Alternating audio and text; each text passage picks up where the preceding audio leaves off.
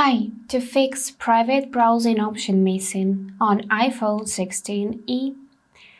As a first step, let me show you how it looks like. So, as you can see, now I got only 2 tabs in my tab group, but I cannot swipe right to switch to private browsing.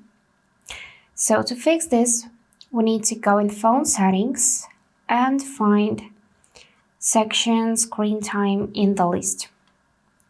After that, pick content and privacy restrictions.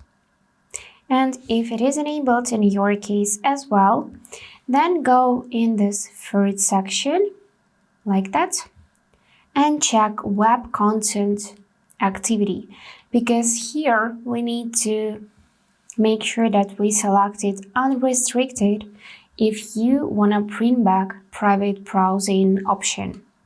So let's go back to save changes and check it.